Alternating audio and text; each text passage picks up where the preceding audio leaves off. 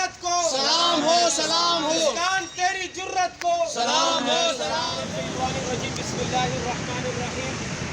آج کا یہ حجاب ڈے جو ہم منا رہے ہیں، یہ قائد ملت اسلامیہ، قائد PDM حضرت مولانا فضل الرحمان صاحب کے حکم پر ہم آج منا رہے ہیں۔ لہذا حجاب ہمارے اسلامی شعائر میں سے ہے۔ ہمیں اسلام یہ درس دیتا ہے کہ ہماری خواتین پردہ کریں۔ میرے دوستو، اسی حوالے سے میں دعوت دوں گا انتہائی مختصر وقت کے لیے اپنے محترم جناب عمر علی اکانی صاحب کو کہ وہ آئیں، وہ اپنے خیالات کا اظہار فرمائیں۔ عمر علی اکانی صاحب 5 منٹ کے لیے آپ آئے، 2 منٹ کے لیے بات کریں۔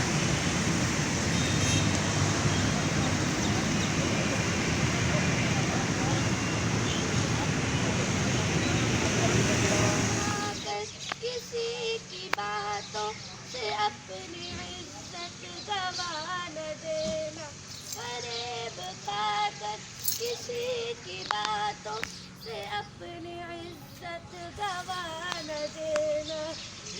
اے بنت مریم کنیز زہرا، اے بنت مریم کنیز زہرا، حجاب میں تن چھپا کے رکھنا، حجاب میں تن چھپا کے رکھنا۔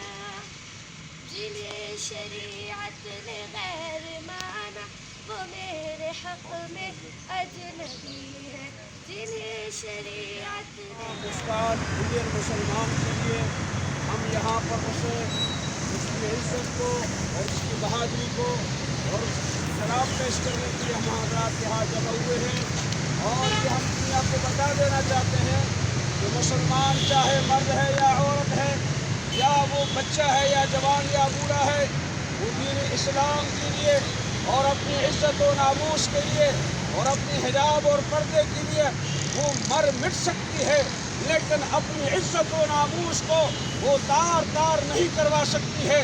اور آج ہم اس احتجاج کے ذریعے ان حضرات کو بتا دینا چاہتے ہیں کہ مسلمان اپنی اس پردے کو عزت سمجھتے ہیں اور ہر چیز برداشت کر لیں گے، لیکن اپنی عزت و ناموس کے حوالے سے وہ سودا نہیں کر سکتے ہیں۔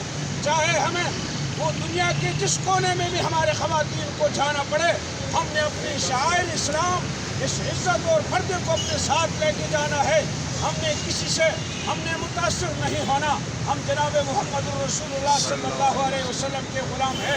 انہوں نے ہمیں پردہ سکھایا ہے، ہمارے خواتین کو پردہ سکھایا ہے، مسلمانوں کو اور گھروں میں رہنے کا، خواتین کے ساتھ سلوک کا بہترین طریقہ بتایا ہے۔ الحمدللہ ہم مسلمان ہیں، ہم اس بات کے اوپر فخر کرتے ہیں، اپنے پردے کے اوپر فخر کرتے ہیں، ہمارے خواتین اپنے پردے کے اوپر فخر کرتی ہے، اور ایک لمحے کے لیے بھی ہماری خواتین وہ گھر سے بے حجاب ہو کر نکلنا وہ گوارا نہیں کرتی۔ اور انشاءاللہ آج اس احتجاج کے ذریعے ہم ان خواتین اپنے ماں اور بہنوں کو بھی بتلا دینا چاہتے ہیں کہ انشاءاللہ